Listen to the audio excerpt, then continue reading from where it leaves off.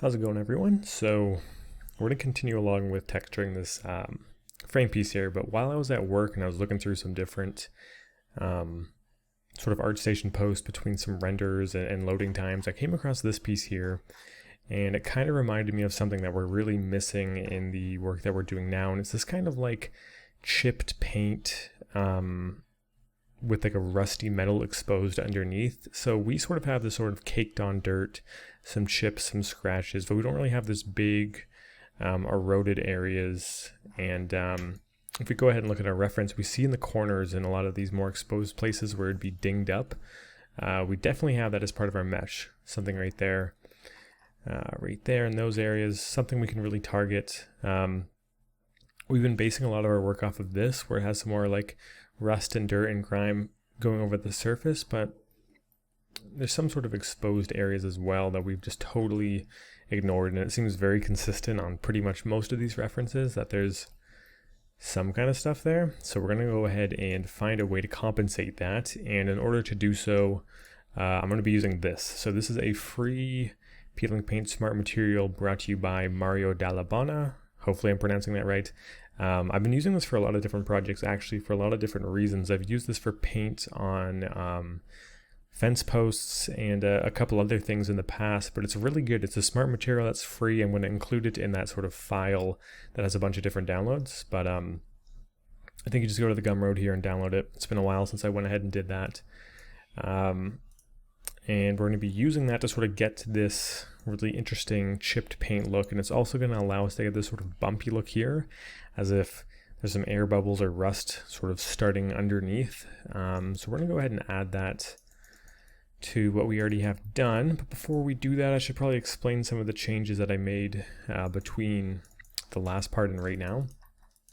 So all I really wanted to do pretty much was really pull back a lot. We had scratches on everything, speckles on everything, dirt on everything.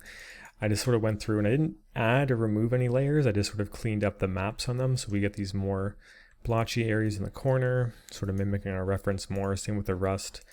Adding rust specifically to like where bolts would be. I think I did it pretty good on this side here.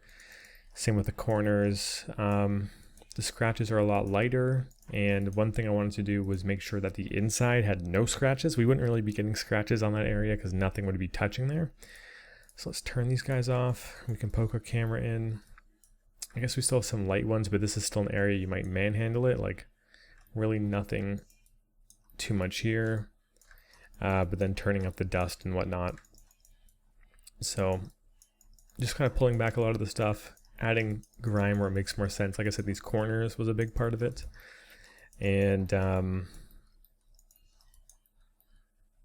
yeah, just kind of being smart with where we're erasing stuff. Like for example, all these corner pieces always had more rust and dirt, so this paint makes more sense to be more removed. Same with like here and here.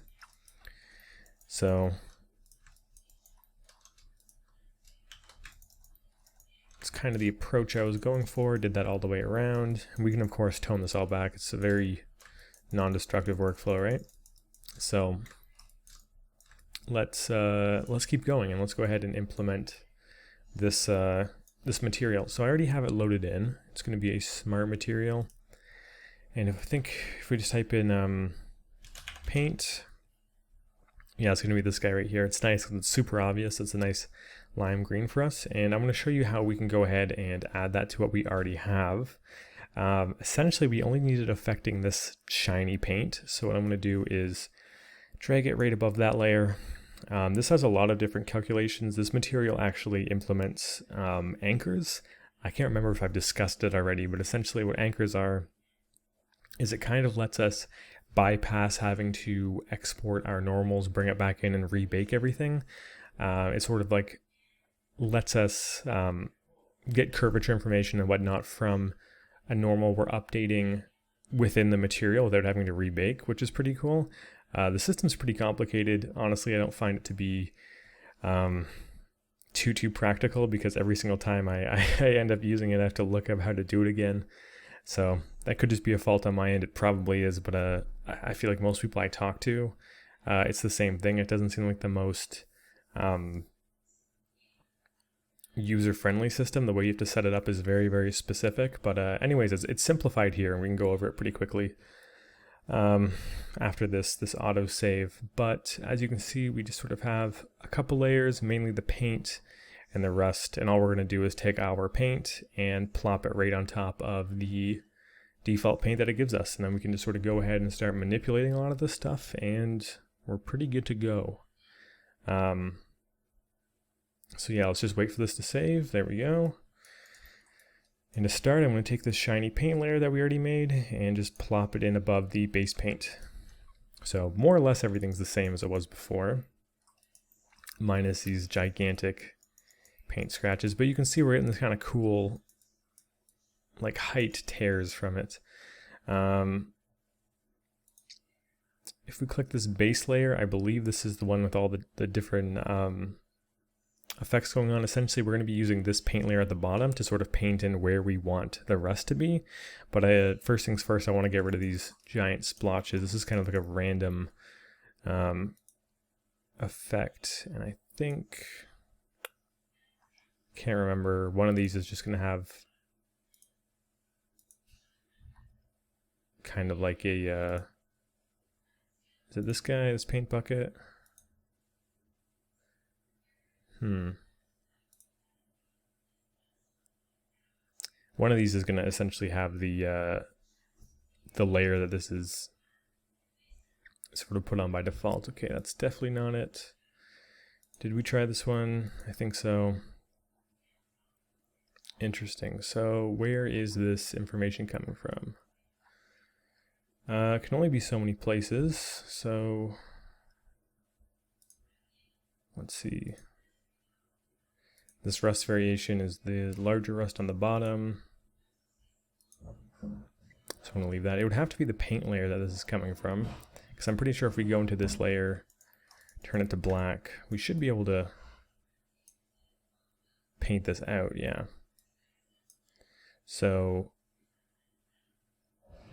I wonder if the best idea here is to take this layer and just add like a solid color.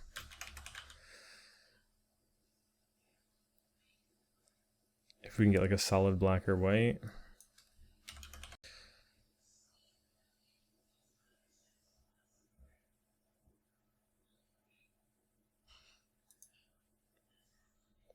So I'm just putting in a pretty bright one. I'm going to turn the scale to like 0.01, so it's super small. Balance all the way up, and then invert it. And weird, where can we put this where it's going to affect it?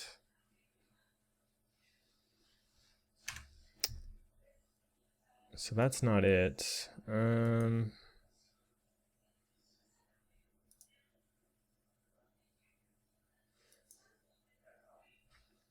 Something else is driving this. I'm going to get rid of this in the meantime. Peeled borders? No.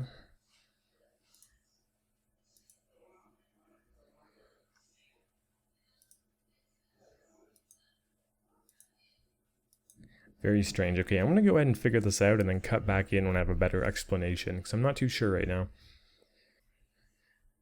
Okay, so I figured it out. Apparently this paint layer that we knew was going to be the one that we were going to be using already had some sort of information on it. So just to confirm, yeah, that's the one that we're going to be using. But if we go ahead and get rid of this layer, everything's going to be reset. It's not actually any of the fill layers or like a random pattern. It seems that whoever made this, or maybe it was me at some point who saved over it, I'm not entirely sure, sort of baked in some kind of painted information into the material itself. So all we have to do is right click, add a paint layer, move that paint layer back down to the bottom, and we're good to go ahead and start painting. Now we don't want this to be super harsh, so before we do that, I'm actually going to go into something we haven't done yet and go to our brushes right here. Let's just try and find something that sort of resembles rust, something kind of soft and like a gradual buildup. The brushes are actually really useful. I find myself not using them nearly as much as I probably should. But it seems like they've added a lot more in some recent updates. We're in a lot of these Photoshop ones since Adobe has partnered with, or I guess bought out Algorithmic. I'm going to use this, Kyle's Real Watercolor. There's also some Moss ones I'm pretty sure that are pretty good. Let's just start with this and try it out. I'm going to turn this down so it's not completely sort of opaque. And I'm going to try and find a good reference, something like this. And let's try and get that similar effect just by lightly painting in. And I'm noticing some good and I'm noticing some bad. Let's go ahead and sort of affect the actual material itself. So we have a height layer, and I'm noticing that this paint chip is pretty large. This height is raised quite a bit. I'm going to lower this down pretty significantly to something more like this, where it's like a very subtle paint chip. I also like how dark this metal and rust is, so we can go ahead and go down to the rust area, find our rust. Let's try darkening it a bit and dropping the saturation down, because this is, at the end of the day, this is supposed to be a metal, right? So lowering that, lowering this, and then we have this sort of variation on top. We can take it from being super red to a little bit darker and more grounded as well. The roughness, can turn that way up. Maybe not too high, but at the end of the day, it's like a rusted piece of metal, right? So this is an improvement for sure. I do kind of want to drop the saturation a little bit more.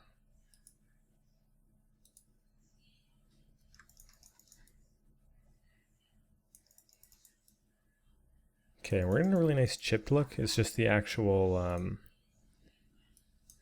amount looks a little bit bad. So I'm using a black mask to paint this back in.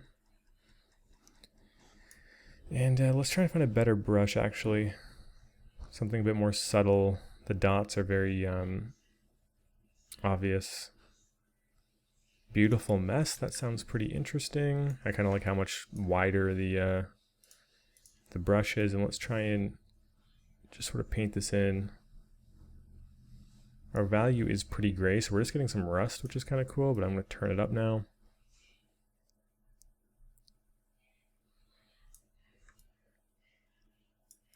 We're getting some bigger chunks taken away. Once again, I don't think that's the right brush. Oh, we have a mold layer. This is what I was using yesterday when I was kind of adjusting some of those layers, and I think this is a pretty good one. I'm going to turn the intensity down. Kind of just trying to mimic what I'm seeing in this reference right here. And we can see when we go pretty light, we're actually kind of getting a very similar look, but I kind of also want it to crack through. So we can turn the value up a little bit more.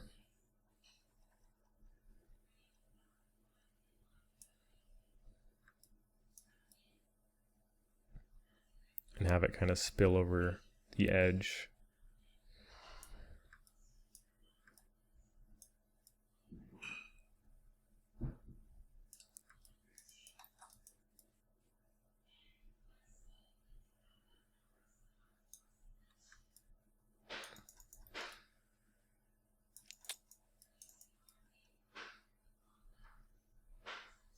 Okay, not too bad, but I think we're gonna have to mess with the height a little bit more,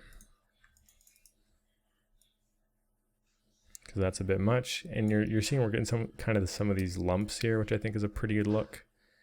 But all in all, I think the height is just a bit too low. This top, we're getting some bumpiness from it. I'm not quite sure what's causing that. It's not the peeled borders. Might be something in the paint. So let's go ahead and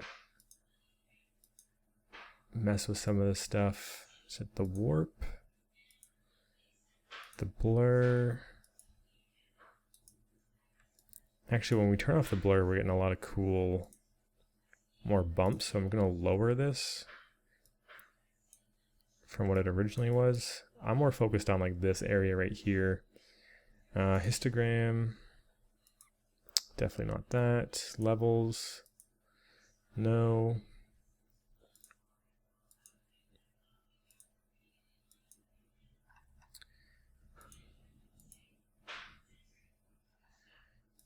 I mean, it is possible that I just didn't paint it in enough.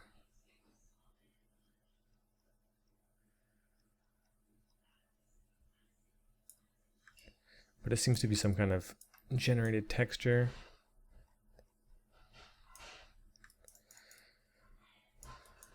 Okay, we're in a similar look for sure. I'm going to change the rust color a little bit more though, to get it more like this.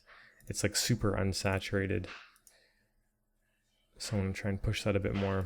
Especially I think this one could be toned down quite a bit and darkened.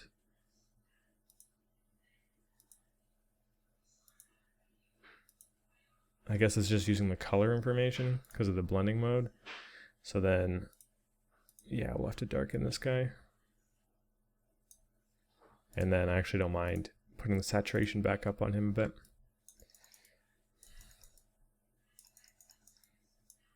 Some of these chips look weird, so we can just continue to hack away here. I'm going to turn the value up quite a bit more.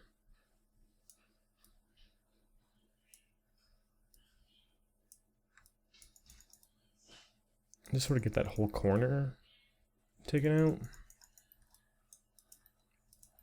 And then lower it, and we can sort of get some more bumps and like, maybe not that much. Some bumps and some hints of it starting to continue over here. Which is nice. We also have it in like the bottom corner here. So let's go ahead and do that. Turn up our value.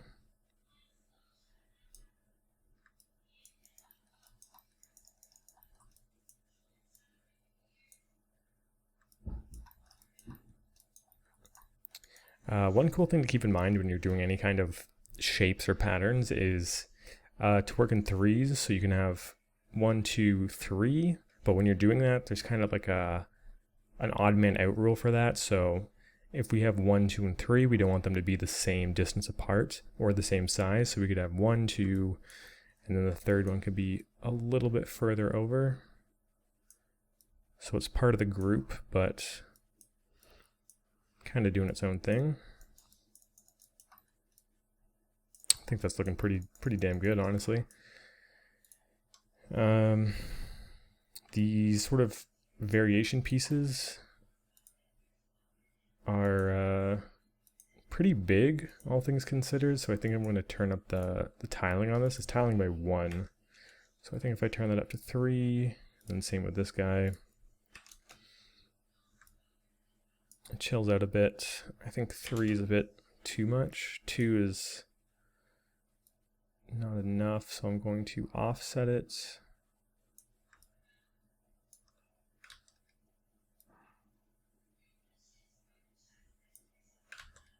Weird, it seems like 3 was kind of like the perfect amount. Let's do like 2.5. Or sorry, 1 was the perfect amount. So let's do like 1.5, just to change it a little bit.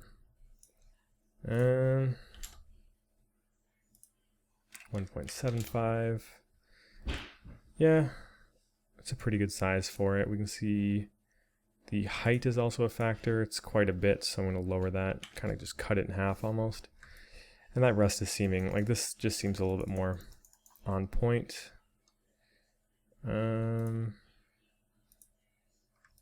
Can saturate it a bit more. And yeah, I think that's good for that. Going to continue this on a little bit more.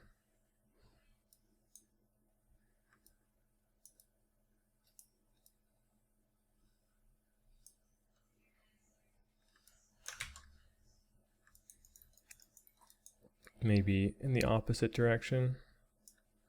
Have it like taper off a bit lower. And it is getting pretty bumpy, so I'm going to now go in and kind of go in with a darker mask and get some of these areas to calm down a bit. But I think we killed part of this mask, so I'm going to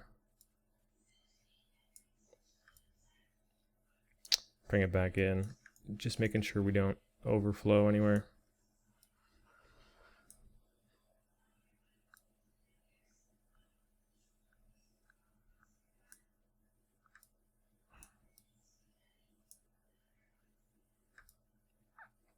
Interesting. These bumps seem pretty procedural, so I want to see where they're coming from.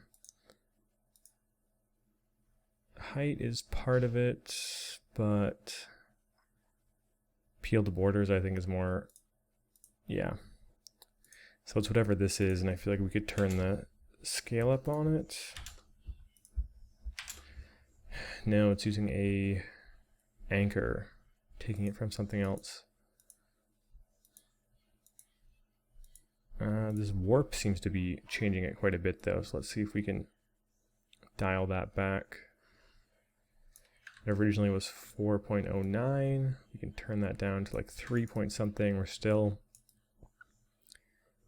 getting the general effect of it, but yeah, that's a bit much. Let's see what's actually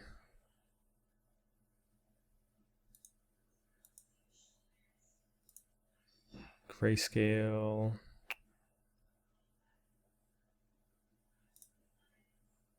I'm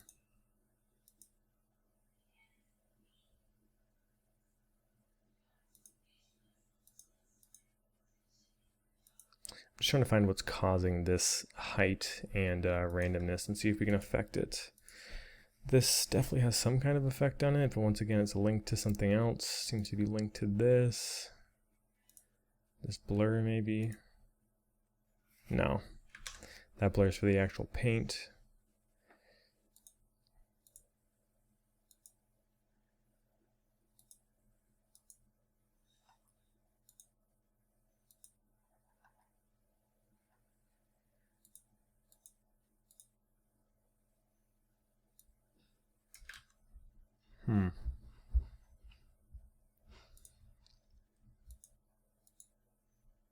Histogram. Yeah, we're not going to mess with that. It might just be wise to leave it be and just sort of paint it out.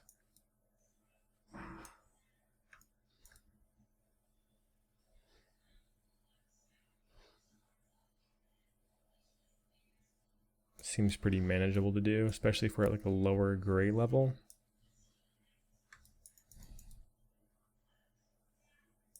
Yeah, I can live with that. So let's go ahead and do that to the other side now. And we don't want it to be too uniform. So one thing I actually want to do is add a bit more to the top here.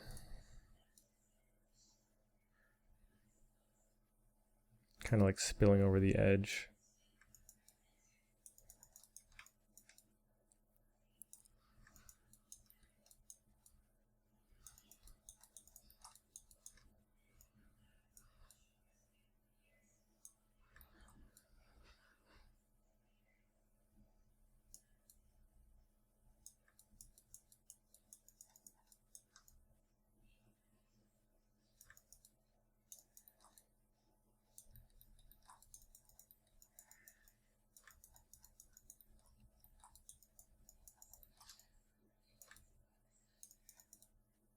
Okay, cool.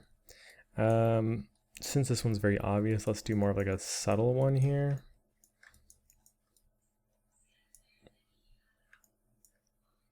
Just turn it up so we don't get as much of those bumps. It's just more like targeted, like, hey, this is where it is. Interesting, right? We don't have the paint affected by that. So we can either mask that out manually or just sort of avoid that area.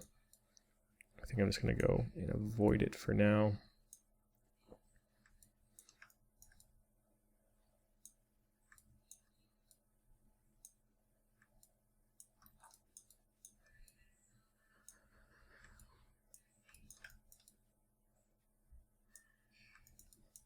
chip that out. And then we already have this dip in the normal from when we sculpted it, so we can just sort of use that to our advantage and kind of chip out an area there. Yeah, that's very procedural looking, so I'm gonna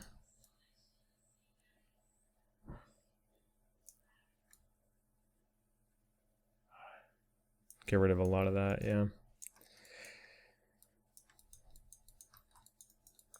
And then maybe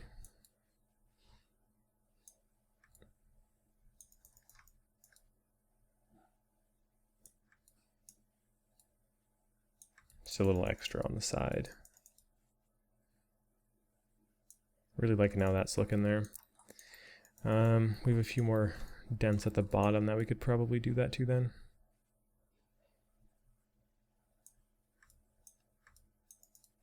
It actually works really well in those areas, so that's cool.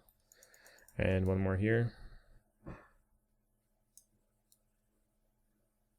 And it's good because it makes like a bubbly effect around it, which is really nice.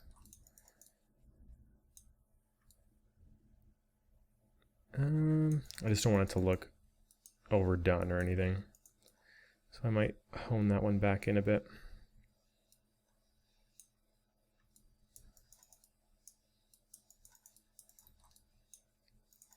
Sweet. So that's going to be the front. We were seeing some more kind of on the edges here, so let's go ahead and do a quick pass on that.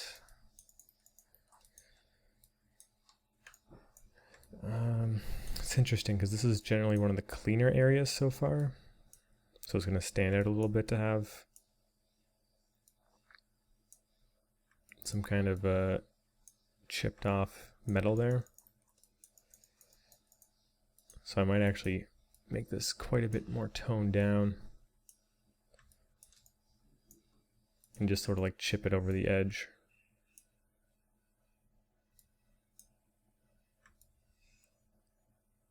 Yeah, something like that's small and harmless enough, right? Getting some of that bump information, which is pretty good. The shape looks kind of boring though, it's kind of way too uniform and one-sided.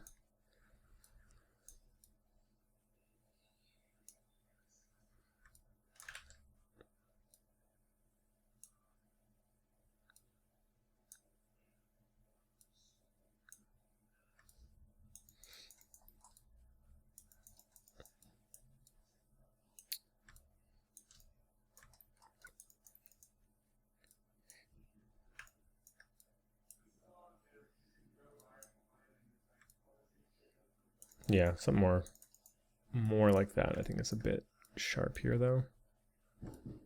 Yeah, just super subtle. And then we know from before we have a lot of bumpy stuff right here, so we can do kind of a lower effect on our mask and just sort of go over it. Get some of this bump information, which looks really natural here. I like that. Good spot for rust buildup. Kind of like that too. And then I'm going to raise it a bit. And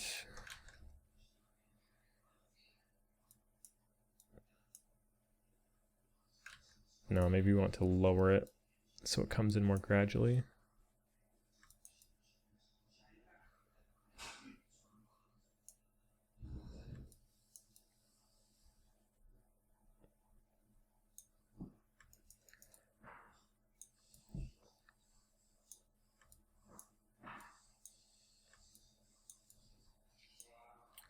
Just sort of painting it down. I think I definitely overdid it, so I'm gonna reel it back a bit, but we're still getting some of that bumpiness on the top.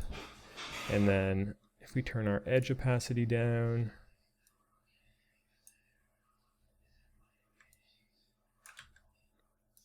and our grayscale at like a high mid-level, we might be able to get some, excuse me, we might be able to get some decent chunks in here. Just something like that. Okay, cool. Let's do a similar treatment to the other side.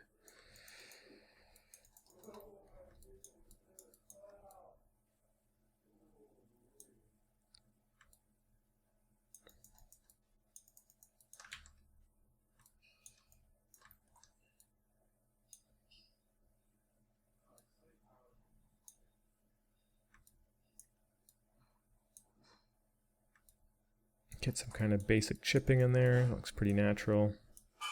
And then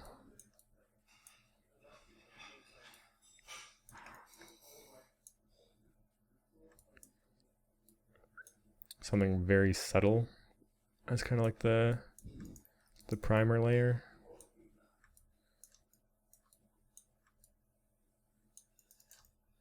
And then we can raise it up a bit more for more of a targeted chip like this. No, it's a bit too big.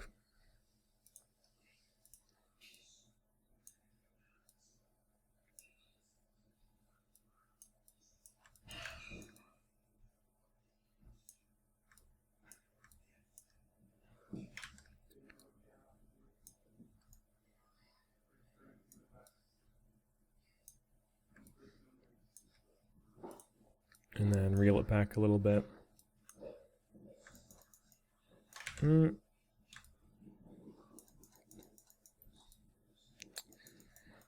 Yeah, that's a bit strange looking, isn't it?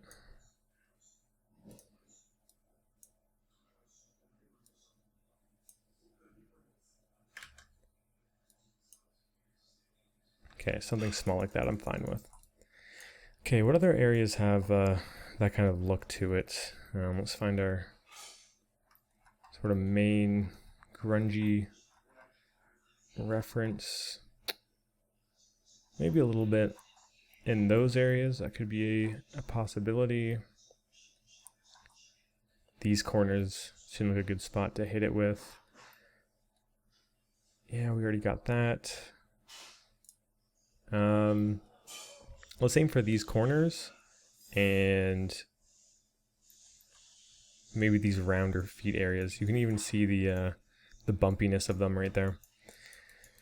We can start with those. This is looking way too clean for kind of the condition that we're putting this guy into, right? Especially for something that's going to be lower to the ground.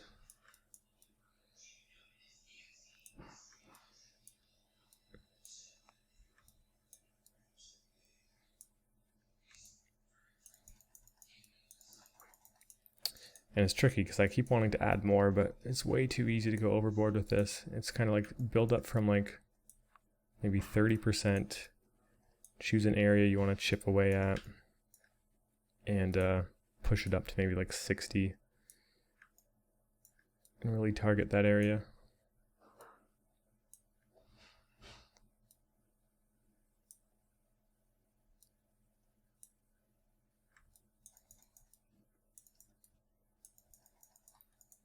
And I think we could probably turn the height down a little bit from maybe not quite half, but a decent amount lower. Yeah, it still looks like it's having an effect, but not nearly to the same extent. It was a little bit overkill, considering that it's supposed to be paint that's chipping off, not like a thick coat of plastic or something like that.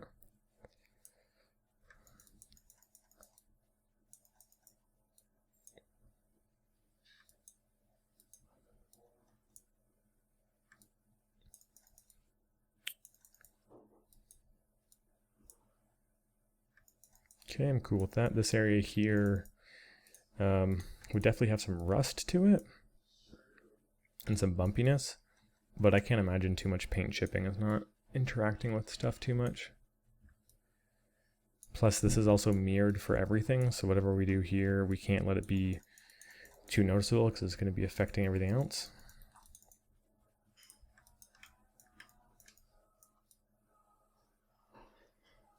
Okay, let's go ahead and do our... Sorry if you can hear the background. Gonna go ahead and do some general wear and tear around.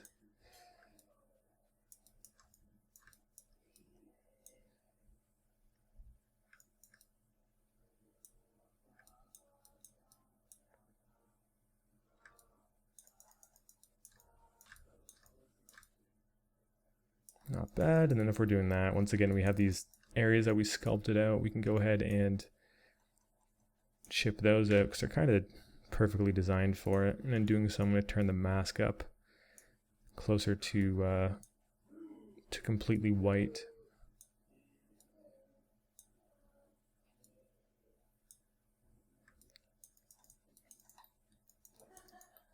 Get like a really natural chipped paint look there.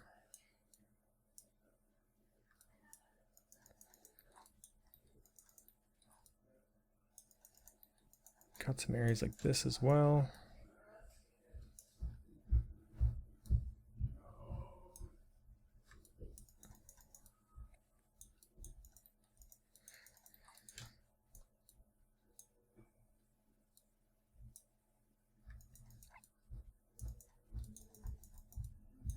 Yeah, it definitely seems a bit forced when we do it that way. But I still like having a bit of a bump there. This though coming back is a bit crazy. We can reel this back in a little bit. A little bit, not all of it. Yeah, something like that, like bigger flakes. It seems more realistic.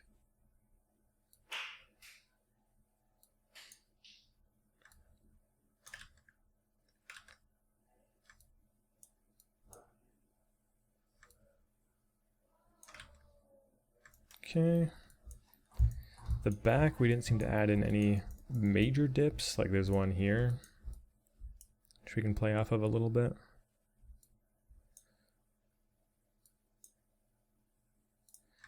I still can't get over this. It seems way too much.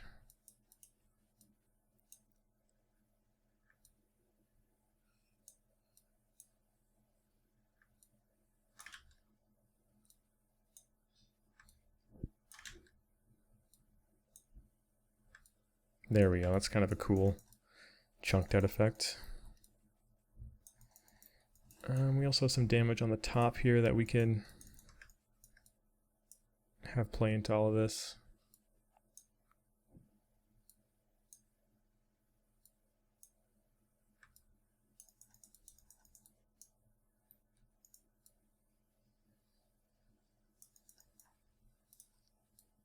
The height seems a little uniform though.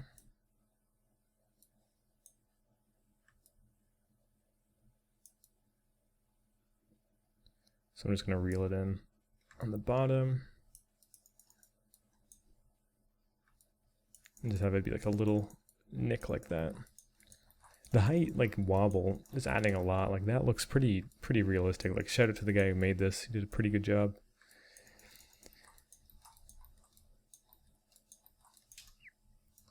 And there's a good nick that we can sort of play into.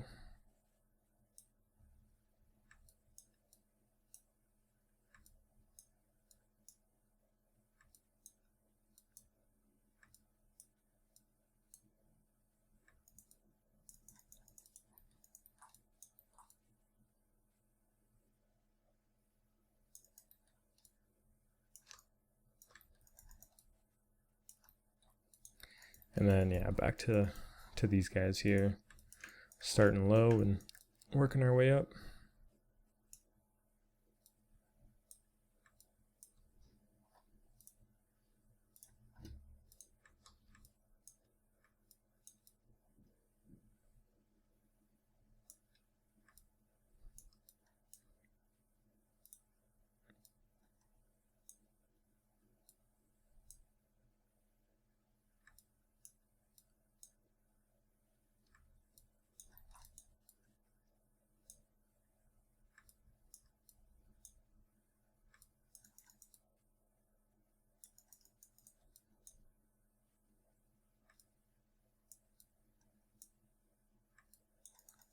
Just trying to make it look as natural as we can. Maybe add some bump around it.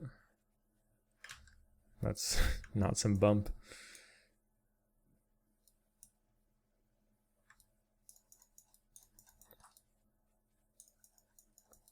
This big thing in the middle seems a bit odd. You can probably even it out a bit more.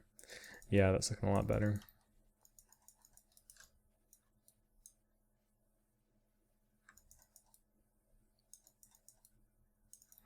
But it's also quite a bit of damage, all kind of placed in a very convenient spot, so we can blob out some of it.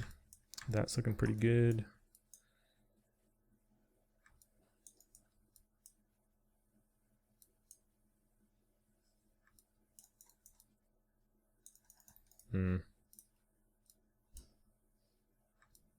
Yeah. Yeah, I'm cool with that. And then this one we can just do like some really light damage on it. Maybe just like choose one spot.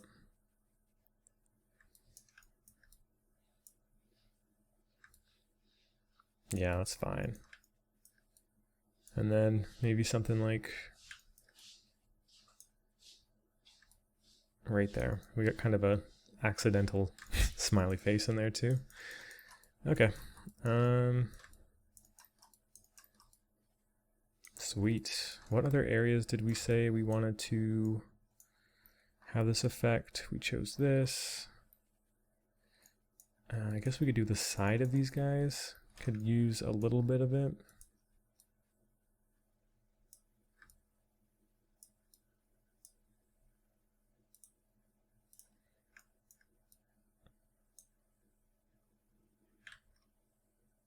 I think it's best to just go right to white and then make it small. This way we're not getting all the crazy bumps on everything.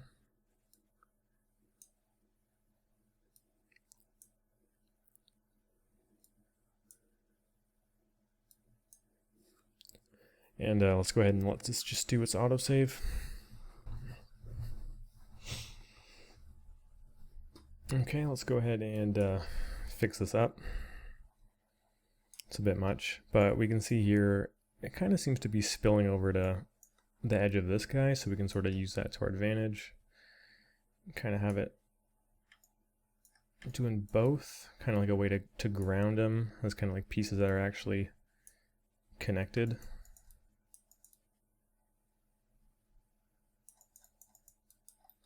Can do something similar on this side.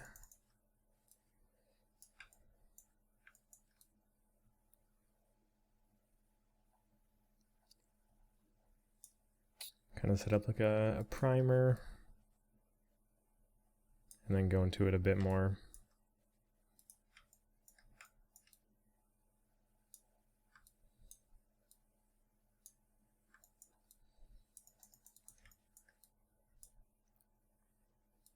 Trying to make it not too like blobby or anything, but I don't want it to be the exact same as the other side.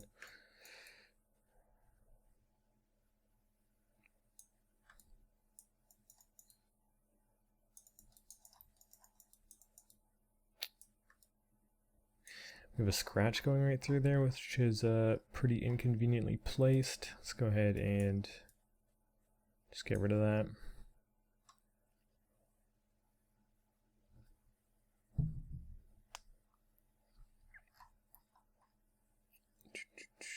And let's see, there shouldn't be too many more places that I really want to paint this on. Like, I suppose we could go over everything and just sort of like find those little nick areas like this.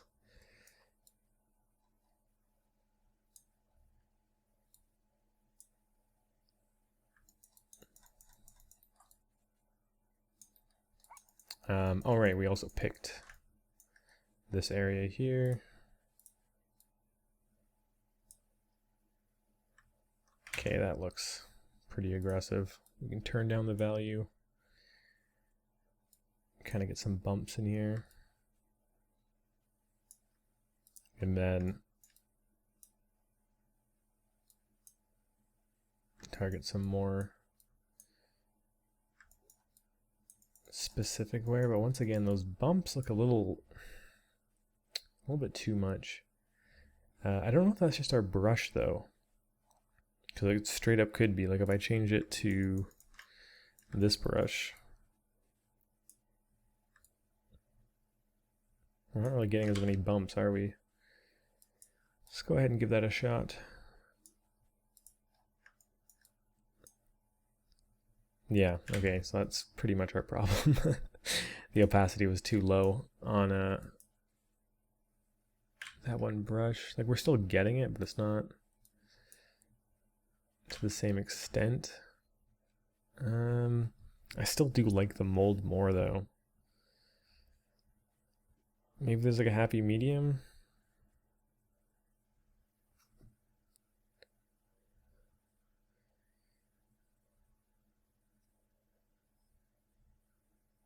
We can try this, the splatter brush.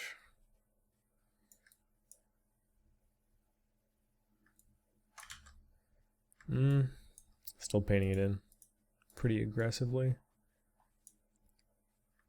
But I'm just trying to get some light surface variation here, so this is kind of fine the way it is.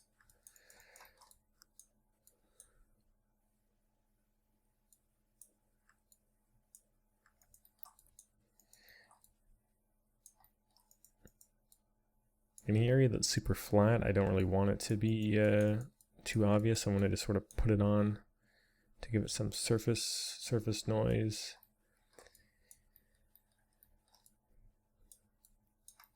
Something like this is a bit too much, so we can give it some bumps and roughness. Got a bit of a damaged spot on the corner there. We could probably play that to our advantage.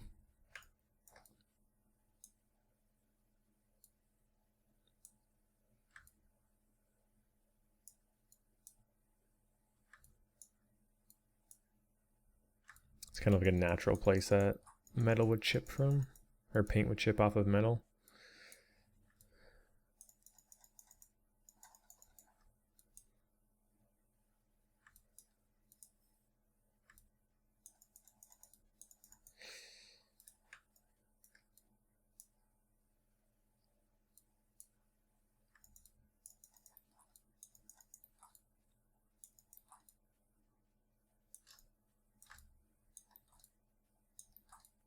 Okay. This stuff here is like a totally different story. It kind of has like its own noisy stuff, but for right now I'm just focusing on the frame itself. Like that's gonna get its own sort of time to shine.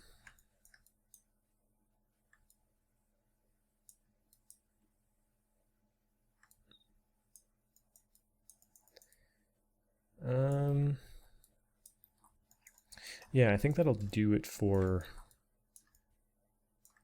that looks pretty bad, doesn't it? Looks pretty forced.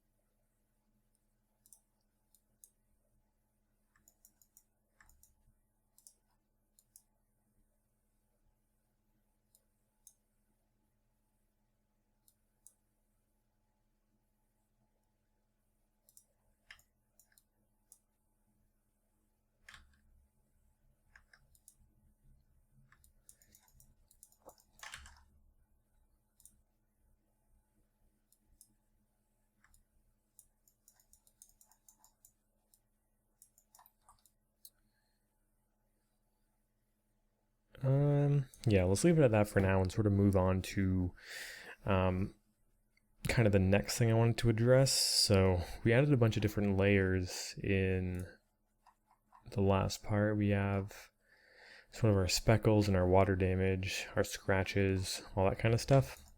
The one thing we didn't really account for, if I can find a good example of it, is we kind of have UV seams in certain areas, like this. So it would be probably best if we actually apply these as triplanar instead of doing a UV projection, because wherever there's a seam, if we're doing a UV projection, we're going to get an actual seam in our texture. So triplanar, as I explained in the last part, is kind of like a way of sort of getting around UV mapping. Is going to be projecting it much like we would do a UV projection. And it's going to say like, hey, let's just display this image as if right now the way we're looking at it, it's just flat up against it, and it's doing that from a bunch of different angles and blending them in between. So let's go ahead and find those different layers and just sort of keep an eye on this and sort of fix that. Surface imperfections. We can go ahead and grab this layer and change it to triplanar projection here. So that's now going to be blending a lot better. Speckles, same thing. So now see, we can see it blending over. Speckles, water damage, and then our paint layers are going to stay the same, so that's fine. Triplanar, scratches, triplanar, we're getting scratches across them now, which is nice. We're gonna have to sort of go through and paint this out now because it's not in the same locations as they were before. Paint, okay, we're out of that now. Rust. We can actually change the texture itself to be triplanar.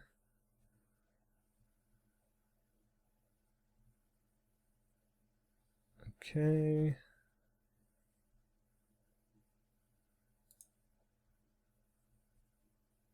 Same with this one. Just sort of keeping an eye. It's mostly going to be the dust in this one specifically that's going to make the biggest difference. So I think not occlusion dust, but not dirt speckle, dirt blobs. Yeah, we can see it affecting that pretty bad. So we can go into the mask for this. We can change this to triplanar. And then this, the mask for it, we're going to have to change it to triplanar as well.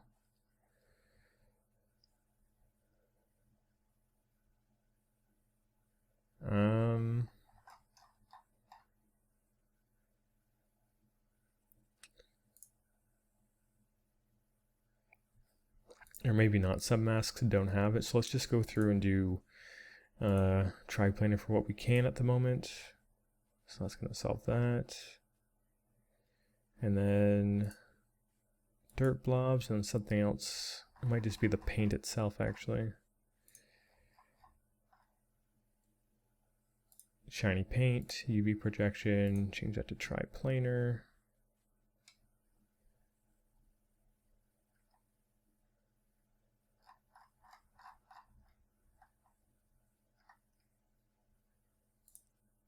And then dirt blobs, let's just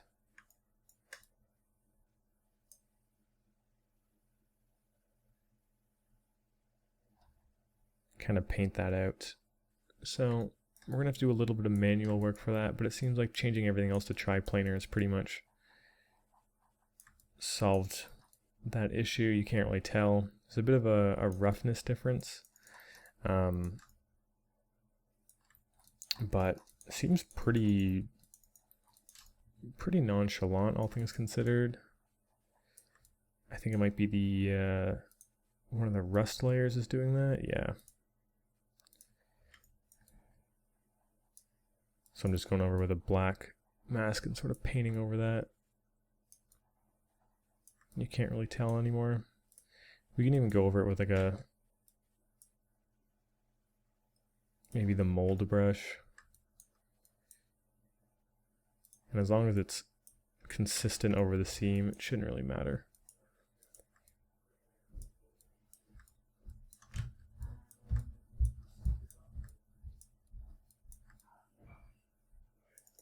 Just a little bit of cleanup. And I'm assuming this layer is what was causing this seam as well.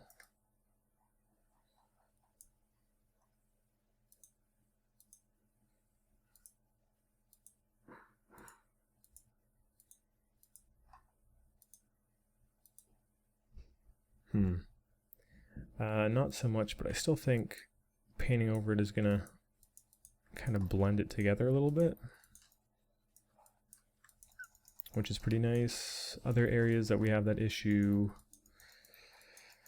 not there actually. We did a pretty good job with hiding most of our seams. Like we have some here, but even changing it to triplanar, like you straight up can't even tell. So that's pretty chill. And then this side, it's pretty good too.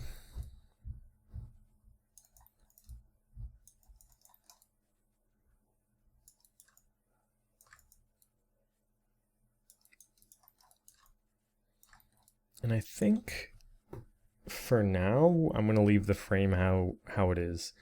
We still have all this stuff up here, and that's going to get its own sort of segment, and I think it'll be important to sort of give this stuff the same treatment, and then we can sort of reflect on down here and how it kind of looks compared to it.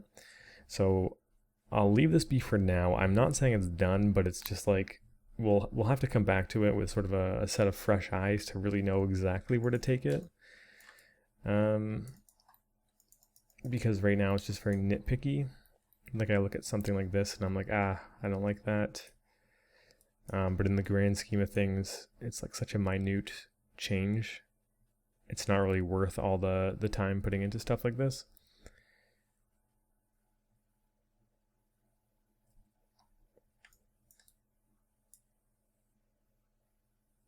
I say that as I spend some time doing that. But all things considered, it's in a really good spot. So we're going to come back to it in a little bit and have a lot more to offer. I'm actually going to close this layer and move on to some of these sort of smaller, more easy pieces. Kind of like the screws in the feet. And the reason I say that is because it's going to really help sort of ground everything a little bit more if we can add a bit more to it. Let's try and find a good reference for what this is. It's kind of like a splitting rubber, getting kind of that like crackly cowhide look to it. Let's go ahead and work on these guys. The rubber layer, and I think it's probably pretty good to start with a smart material on this.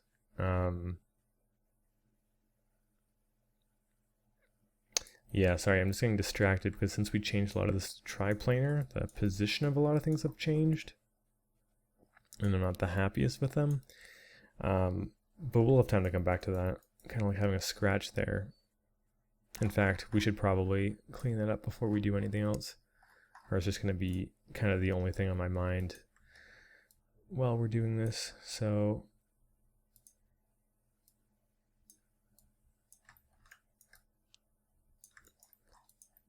like, I don't mind little ones, but like just having a consistent barrage of scratches doesn't make a ton of sense. It's a typewriter, you're not throwing it down the stairs or anything like that, right?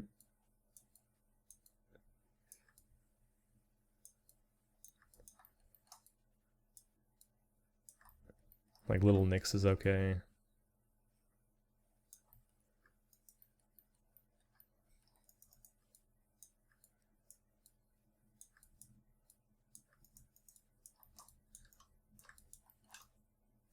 The backside, I don't mind because this is going to be, well, it's a interesting coincidence. I don't mind the backside because it's going to be pressed up against things or like in boxes or against walls.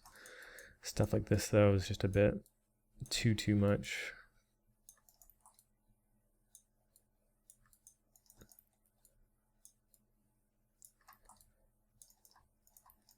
Same with like areas like this where it's just not very natural.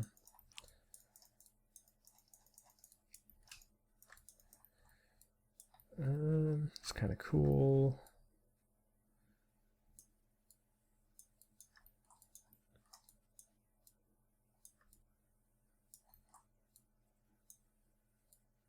It's just a lot going on here.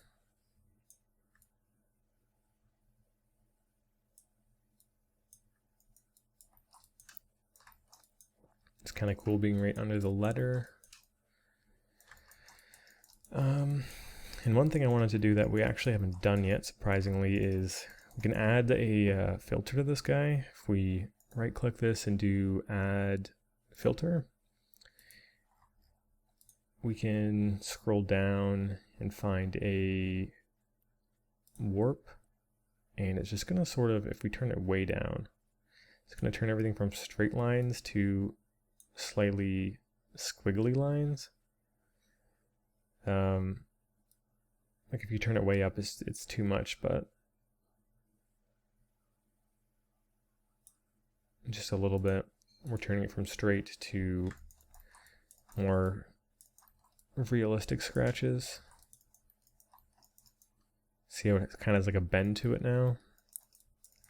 I think that's a bit of a better look. Let's just go ahead and sort of paint out some of these other areas. Rust spots is a very obvious one that I think is a bit overdone, especially since we just kind of painted in a bunch of rust manually.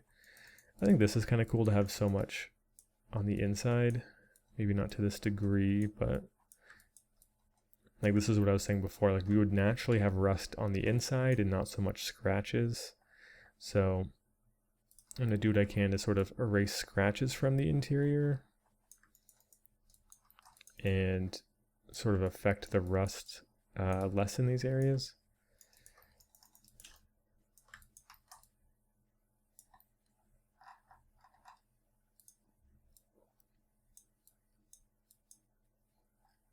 But I still don't want this to be like a complete rust bucket, right? But the scratches can probably go. Okay.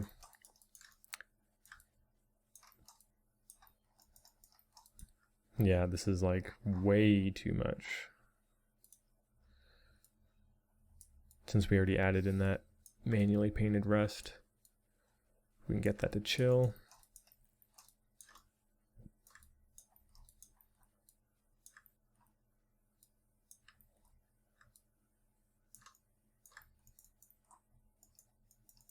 Can't tell if this is like a normal seam.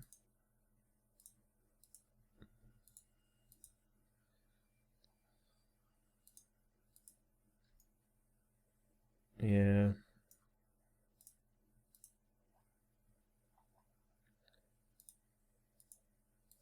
Because there is a texture seam there, but it also just kind of seems like a natural place for there to be a bit of a bump. So I think I'll give that a pass. Let's go ahead and the rubber will take a bit longer, so let's just do the screws super quick. We just sort of have these yellowy screws. We can actually copy these from the keys. It's a little bit risky jumping between these layers, so I'm going to go ahead and save really quick. Okay, so switching over to the keys layer. I don't think we actually have to have it visible to select the layer, so I don't know if it's actually going to be rendering it, which might be good. Might mean that we don't actually have to take a big hit to our RAM or anything like that. And we put it in a folder called screws, so we can just copy layers, dive back over to the frame side of things, and go ahead and plop this in. Let's see, let's close this guy. We put it under metal misc, I believe. No, that's up here. Screws got their own layer, right. So let's go ahead and paste these guys in with Control V.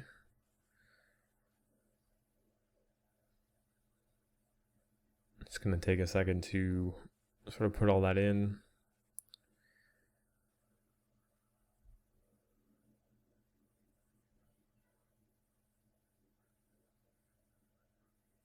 And we're not going to be needing a black mask on that, so we can get rid of that mask, remove mask, because it's already in this layer.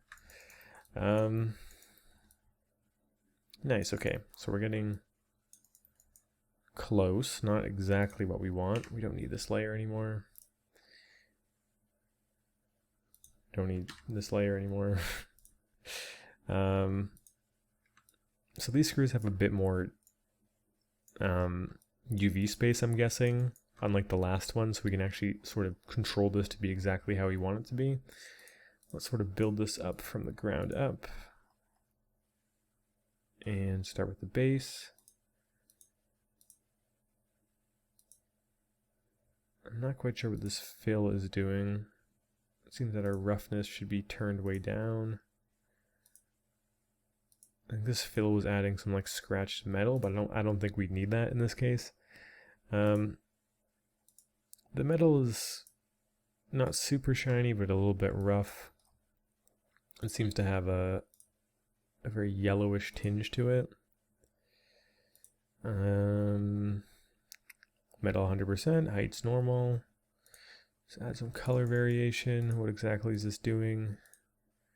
Grunge, we can probably scale this way down to see the variation a little bit better. Yeah, you can see it kind of speckled on there. Might want to turn it up though. And I might want to add roughness. We can give it some roughness variation with this too. We have AO dirt. So this is obviously just sort of caking everything, which isn't too useful as an AO mask. We want AO to just be in the crevices. So I'm going to tone this down quite a bit.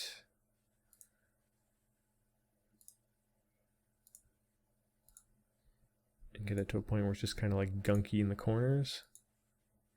Kind of going off of this guy. Grunge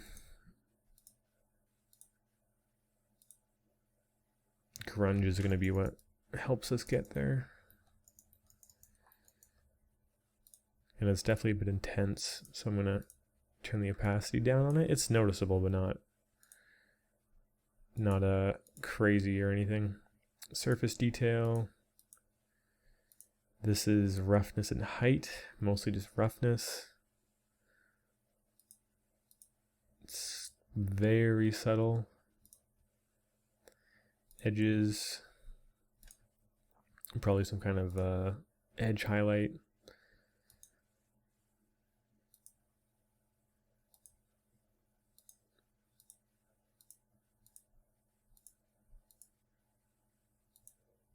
It seems to be in the middle that it's highlighting the most, but that's kind of cool. And then grunge is just some generic dirt on top of everything. Let's go back to our base and brighten this quite a bit and increase the roughness quite a bit. Just trying to go for this kind of look here.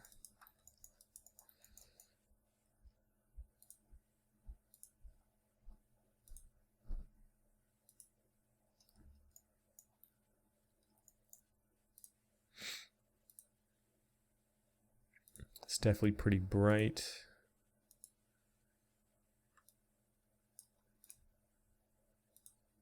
A little bit less saturated. It's definitely yellowish though.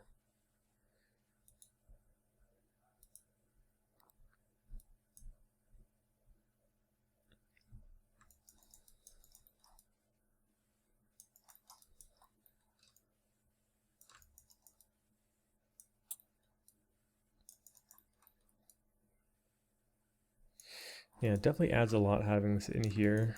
I'm feeling like they're looking a little clean for my likings. Like it looks fine here, but if we go to like something like this, this is more what we're looking for, right? So we might want to go a little bit more ham with the AO dirt here. This is already looking better.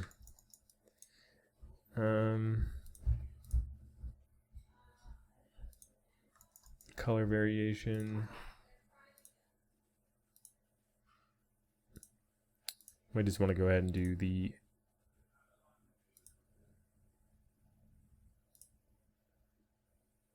actual base layer for this.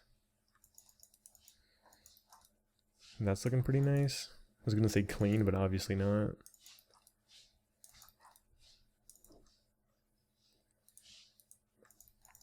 And then the grunge layer.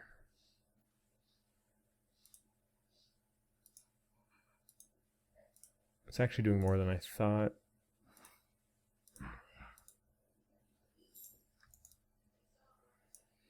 That's looking very uniform. I think that's our AO dirt. So I'm going to want to go ahead and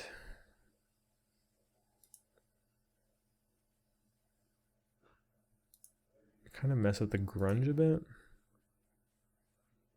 And then I also want to add in some kind of rust. It seems like we're definitely missing some kind of rust since it's present pretty much everywhere else in the model.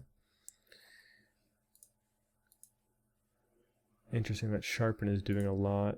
I might want to tone it down a bit. Let's see if there's any smart rust materials that we can use.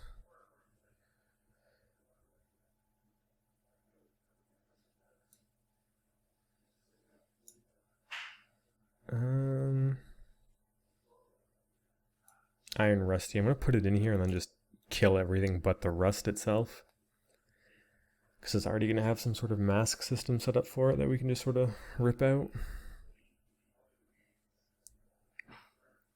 But all in all, these are just way too shiny to kind of be matching everything. Unless it's just got brand new screws, it doesn't really make too much sense for them to be so bright.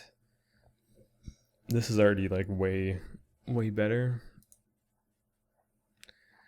So iron, smooth, rusty, painted. Let's just take this rust, put it up top, turn everything else off, and see if we can just sort of affect this.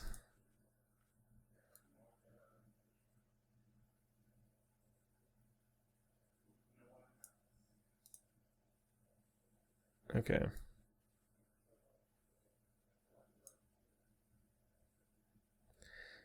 So something's happening, and a crash. Nice. Okay, so give me a second and I'll get us right back to where we were.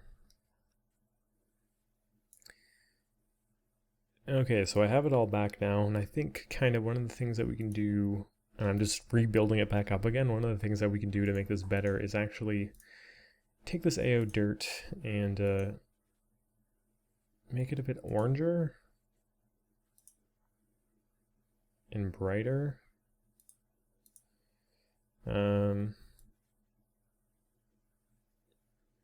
Kind of turn the metallic off of it. And then if we make this sort of a normal color, we can use this almost as like a rust layer.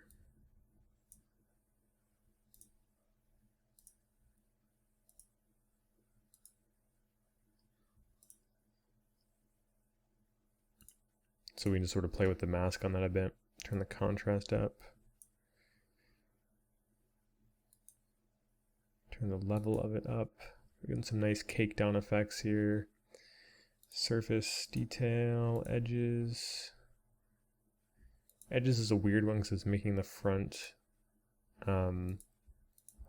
less affected, like it was kind of brushed off or something. I don't mind that, but way more subtle, I think, is the key. Grunge. It's just gonna grunge it. So the color and all that is pretty consistent, but I think I might turn the saturation of this up a little bit, turn the opacity or the brightness of it down. Try and find like a happy medium for it. These just seem to stand outish. Might be because they're so dark.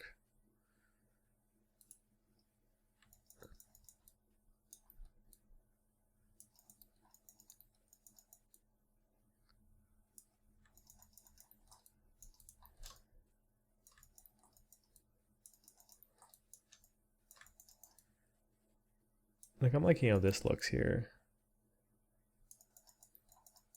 But I'm wondering why this side seems to be so much nicer than this side. It might just be because... No, it's not really the edges.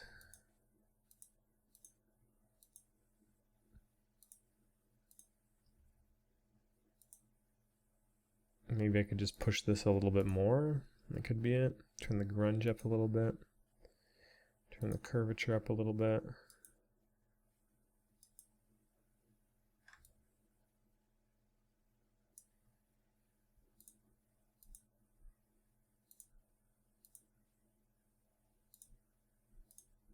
Just kind of mess with the color of all this stuff.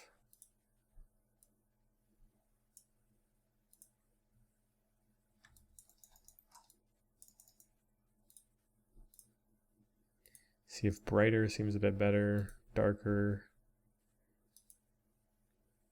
somewhere in the middle. Do we want to saturate it, desaturate it? I think desaturated is the way to go. These just look like sort of rusty screws. And this one has somehow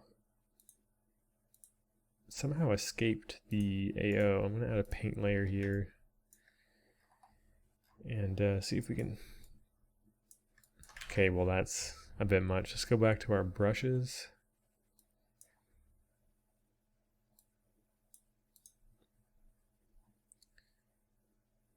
Something really light so we can just manually paint it in. And then really get those corners. This is kind of like an occlusion. And then, yeah, I don't mind sort of giving it like a personalized treatment. It's nice to sort of have to this warm tone against the cool tone, especially because we have some rust gathering around these guys. So if we can like continue the directionality of that, it kind of makes sense a little bit.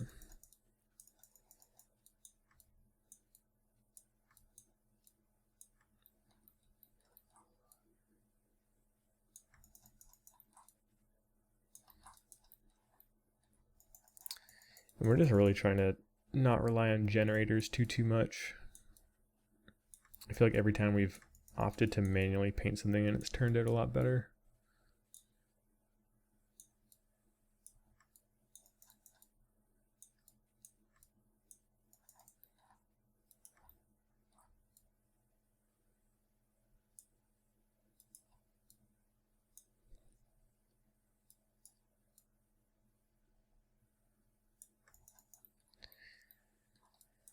So we can do a quick pass on this stuff.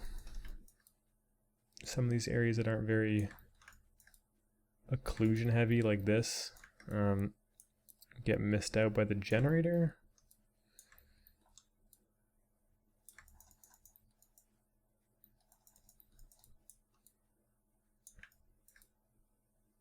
Something like this where it's very flush, it doesn't make sense that it would get picked up, so it's nice to be able to just take some time to give it some extra love and attention, I guess.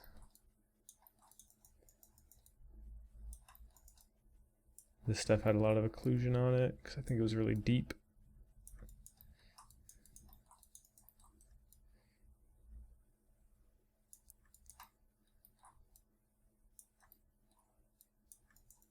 And then those are so low res, it doesn't really matter.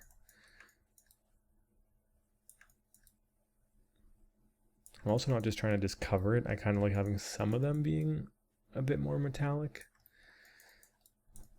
Getting some more contrast. These guys, like I said, I was pretty happy with.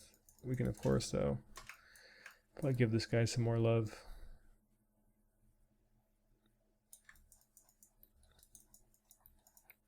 We also have these. I said we were going to do these in a different part, but there's not too many screws on this, so we might as well just make the rounds with it.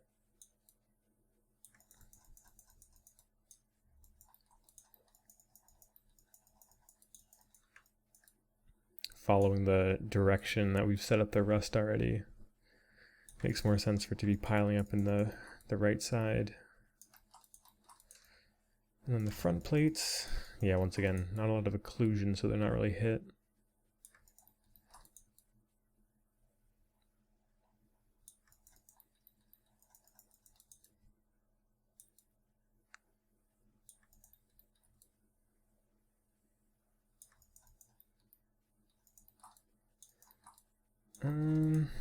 Get up here.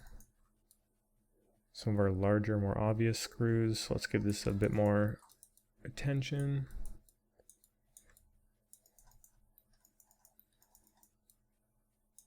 Same here, but on a much smaller scale.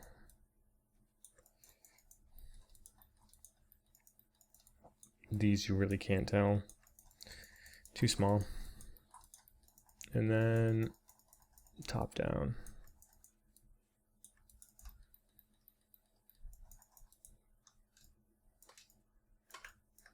This guy has like nothing on him.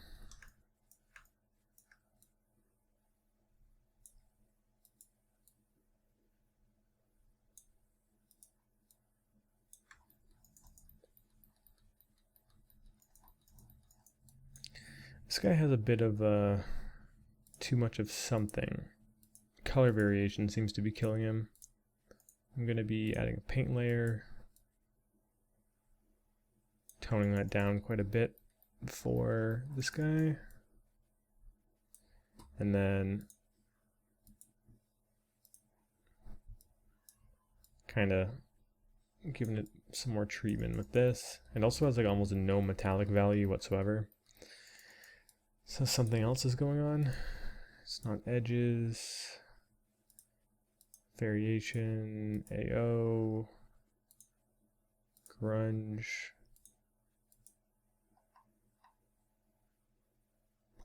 Very strange why this is not shiny like at all. Because our base is definitely metallic. Maybe this is just too much.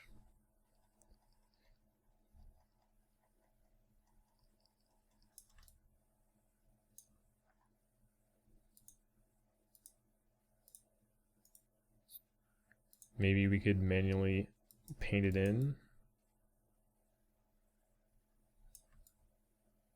Okay. Maybe we'll manually paint it in for these areas with the edge layer.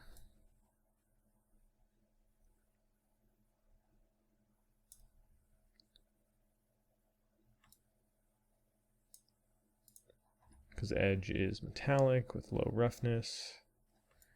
Very weird though, I'm not quite sure the reason behind that. Either way though, it's back to normal.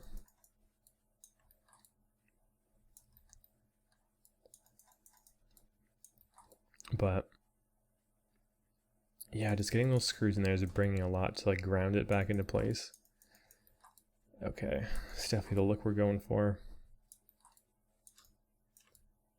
And then we can revisit it as we're going through the different parts.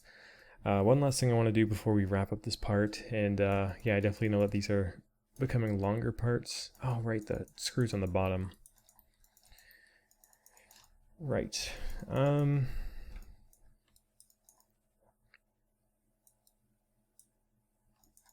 mean, I think that's fine the way it is. Maybe just a little bit more in the crack there. Yeah, that's fine. And then the foot is duplicated across all of them, so they're all going to be the exact same. Yeah, so these parts are a bit longer, but that's just because I kind of want to wrap up this series. I've been working on it for coming up to close to half a year, or maybe past half a year at this point. I've lost track, so I'm trying to find some ways to speed this up a little bit, and one way to do that is to have more slightly longer videos so there's less render time. So hopefully you guys don't mind, but yeah, let's go ahead and tackle the rubber area right now as well. And this will be a pretty quick one, and then we'll call it a part. So let's just go ahead and save before we do anything there.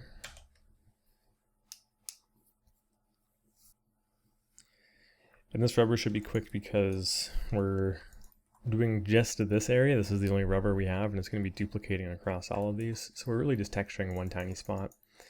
And I'm pretty confident we have a kind of rubber smart material that will get us most of the way there. So let's just type in rubber. Trying to find something dirty, kind of cracked. Plastic torn or tool worn, thick cracked might be a good place to start.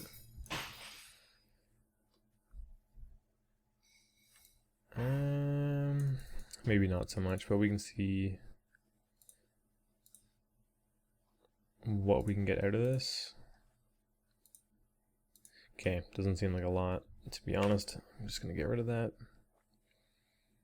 Plastic dusty, scratched, fiberglass.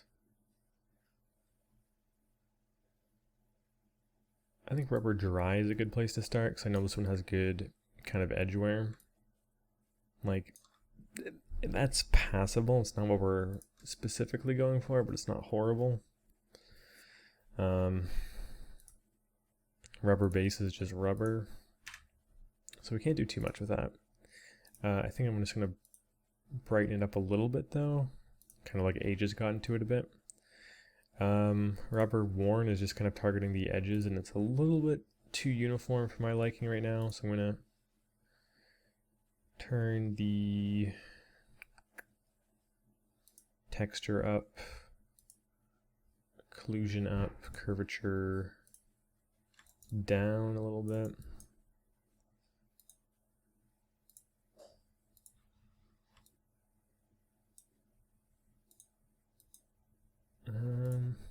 Maybe we want the balance up, but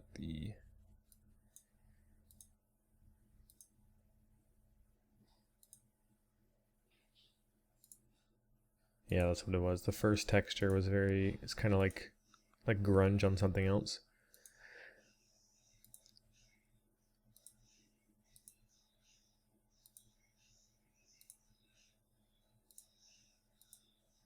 So let's get this to a little bit of a lower level. Turn the opacity up a little bit so we're getting some kind of highlight. I'm then going to brighten this a little bit more. The rubber worn is still a little too obvious for me, how uniform it is.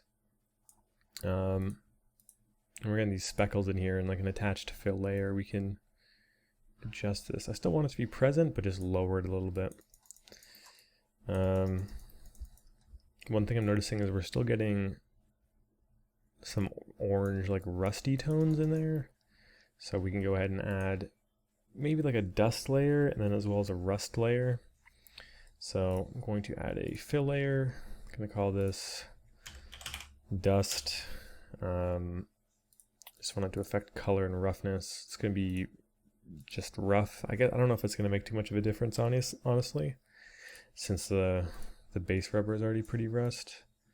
But let's get some of these warm tones back in here. Which reminds me, it could be a good idea to get kind of like a fight and a clash between warm and cool tones across this whole thing. We already have it with the paint being cool and the rest being warm, but here we can continue it by making these rubber parts, even if it's super subtle, a cooler tone like this. Brightening it a little bit more.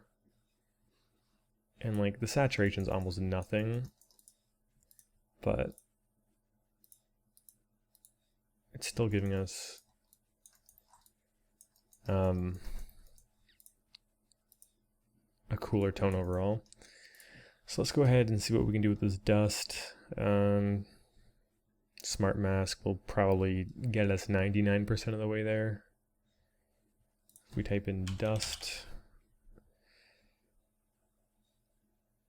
occlusion is more or less what we're going for. We can already see it focusing on the crevices here. But if we turn the contrast down, we can lower the opacity, turn this color to something a little bit less saturated and more reasonable. And we can already see we're getting there. Gonna make it a bit more red, so we're matching this a bit. The reference has it a bit darker. It's like just barely noticeable.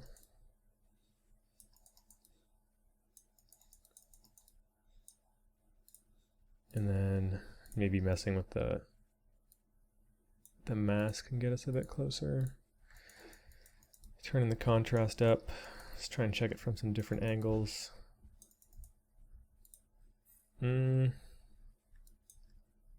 Might want to hit it with an overlay so we get some different color. Or screen, or let's try a couple of these. Soft light is better, but not that good. Multiply.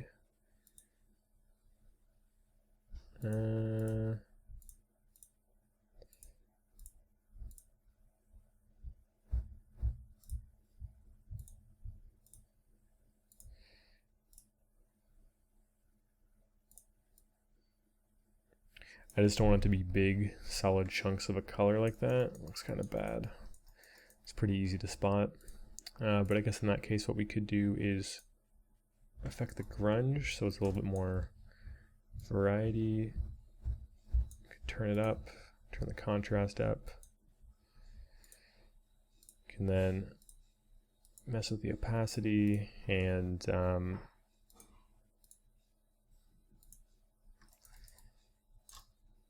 go for something a bit more like that. I do want to add some sort of white speckles that are cutting into it and sort of affecting the height information. So I'm going to add a new layer. I'll call this white speckles. This is all just like super subtle information. Can add a black mask with a fill, and this is just going to be pretty much like how we've done all the other ones, and just sort of find some kind of grunge.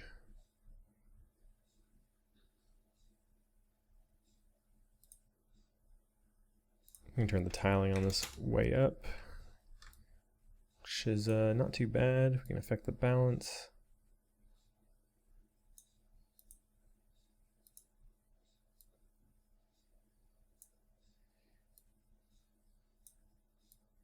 I'm just trying to avoid like a big clump in one area.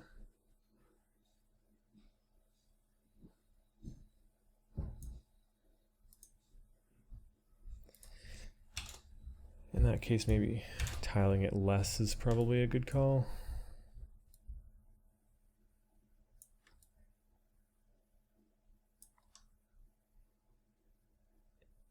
Yeah, this is definitely a bit too clumpy.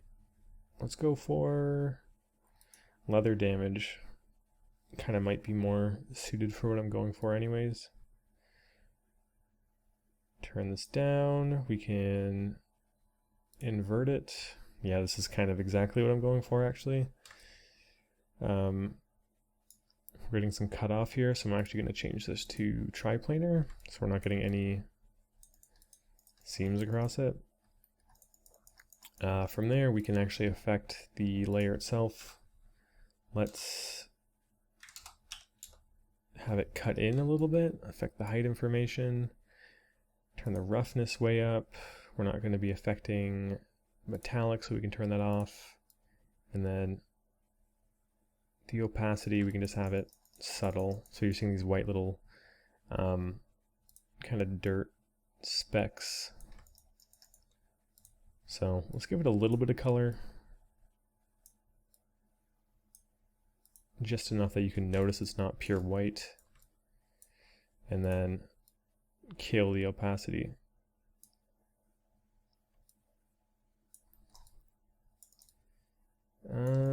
This side, definitely not a big fan of.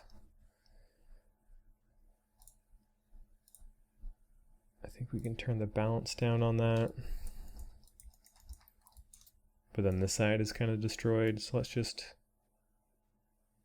sort of rotate it until we find something that we're happy with all over.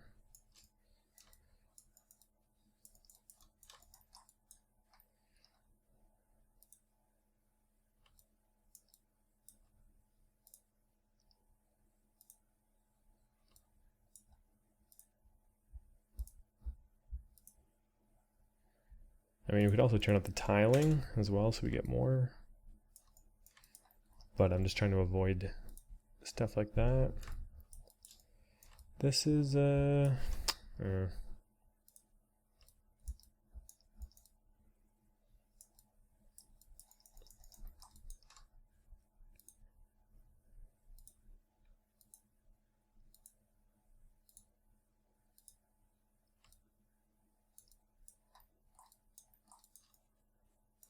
that one's not bad. I might even turn up the balance a little bit. And like I can live with that. I'm gonna drop the opacity though, and then the height I think is what's the biggest problem. Can lower that, and it's not nearly as noticeable. And then it's just a little speckle that makes it seem like some additional dirt has been added to it. And I think with the height gone, we can probably add a little bit more to it. Yeah, and I think that's looking pretty good. Let's see how it looks from the bottom. I think that looks pretty natural. We're getting this green ring, which is actually the color selector tolerance. So I'm going to turn that down. And then for the rubber, I guess we have to turn that up. And we're getting a nice seamless look there.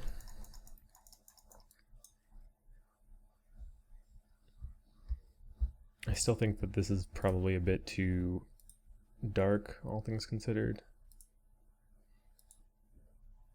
And then if we're raising that, we can probably make this dust a little bit more obvious. And I might want to make it a bit more yellow, so it's a little different than this. But I guess not too different.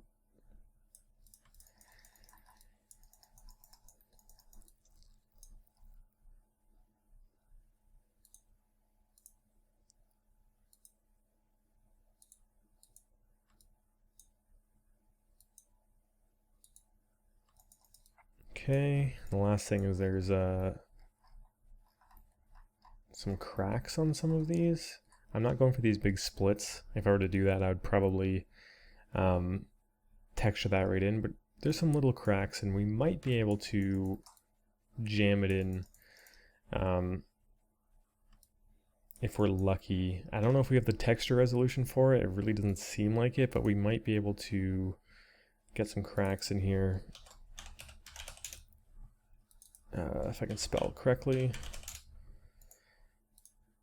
by making a fill layer, adding a black mask with a fill to it, and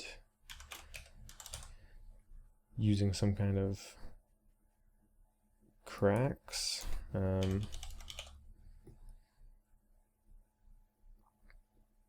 There's definitely some kind of grunge that has this, so let's just try and find one. Even like scratches would be acceptable.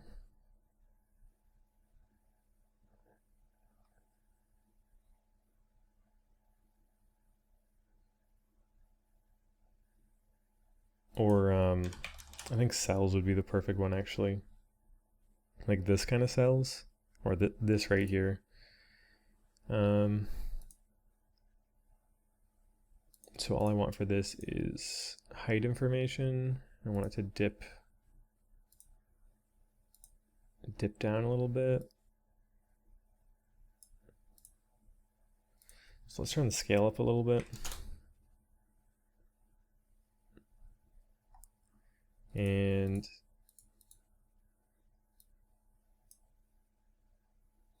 yeah, it just doesn't seem like we have the resolution for it. Oh, okay, we can see it a little bit if we turn the balance way down.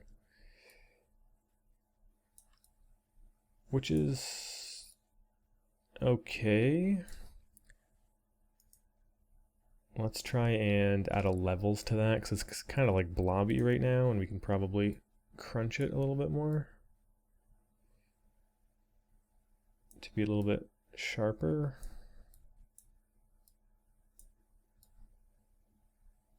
Like so. From here, we can tile it a bit more. Let's try 15. Let's take the actual layer itself and affect the height, so we can have it cutting in instead. And we're kind of getting the effect that we're looking for. Tile it, something like 13 seems to be more appropriate.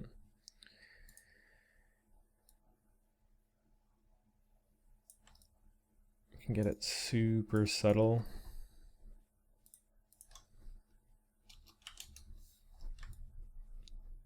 So it's like barely obvious. Could add color, but no, I don't think that's the right idea. I think it's just like a height thing, like a very subtle cracked, scuffed up texture sort of thing.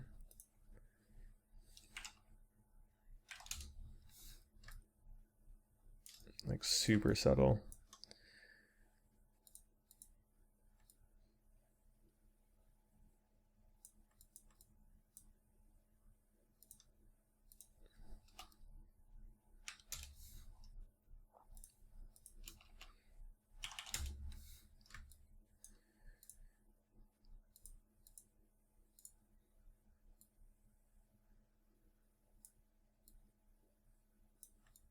So just some hint at like some fragmentation in there.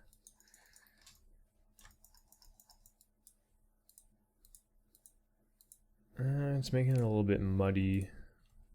0.015 just to soften it out a little bit.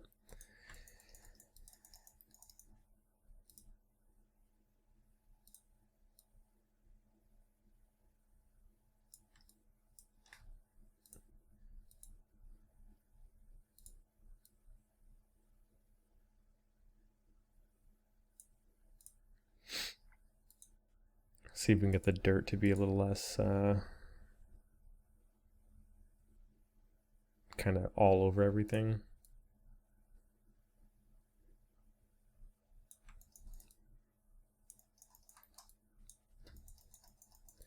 And then this rubber worn is just a little too uniform.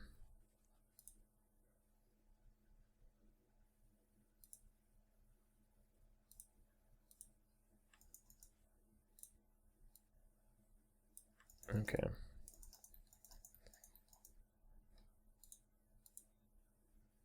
Dust is doing a ton. Chill that out. White specks we could also turn down a little bit. And then I still think this is dark. Either that or oversaturated. And it's definitely not oversaturated.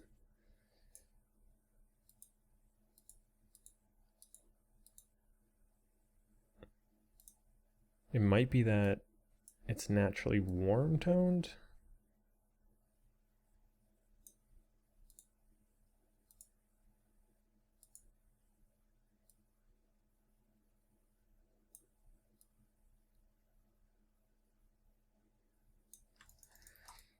But yeah, the blue pops quite a bit. Maybe a compromise of like a purple.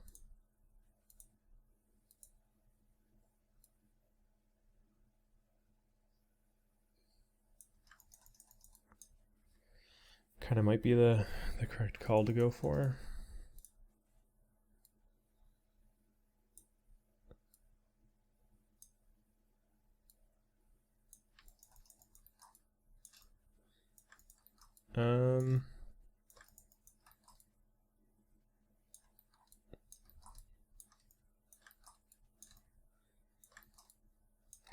Yeah, I think that's looking pretty good. I just want to do one last super quick pass on some of the areas where we changed them to triplanar to clean that up, and then we're going to call it apart. So rust spots is one of them.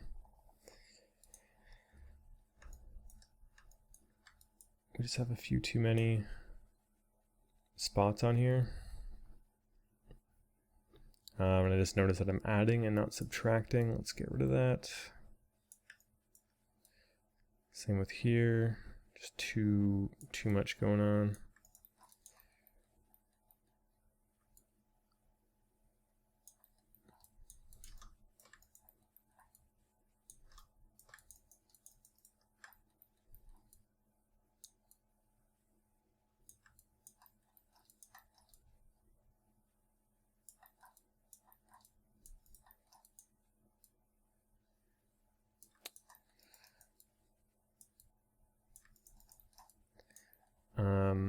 But mostly, I think it's the scratches that are the biggest offender. This thing really shouldn't be too heavily hit with scratches, right? It doesn't really make any sense. So, just Just one more quick pass to chill it out, and I think it's being a bit more intense because we have the warp on there. Let's turn that off while we're painting.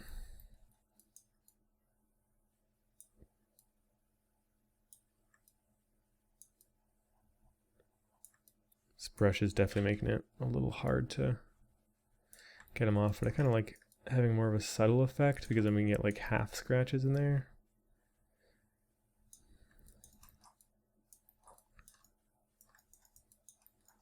But like this is a good example. It's like this should totally go away. It's way too in your face about it.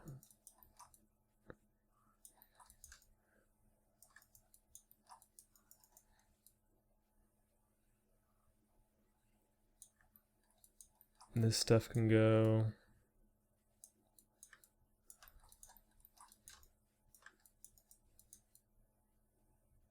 There would never like naturally be a scratch back there. But I think you guys get the idea. I think I'll maybe do a couple little scratch removals and stuff like that off camera, because there's really not too much I can explain about it. But yeah, we just approached 2 hours on my end. I know I'm going to edit that down a bit, so I think that's a good time to sort of call this. Hopefully you guys learned something in this part. We are well on our way through this frame section. We pretty much just have this front plate, some of these more decorative areas, and this back one. I think we'll do the front plate next, since it's kind of the more obvious piece. Then we can wrap up the rest kind of in like a combined effort. But I think with the rubber on here and the bolts, especially with this new chipped paint, things are looking pretty damn solid. So thank you guys for watching this part. Hopefully you learned something, like I said, and I will catch you guys in the next part. All right, see ya.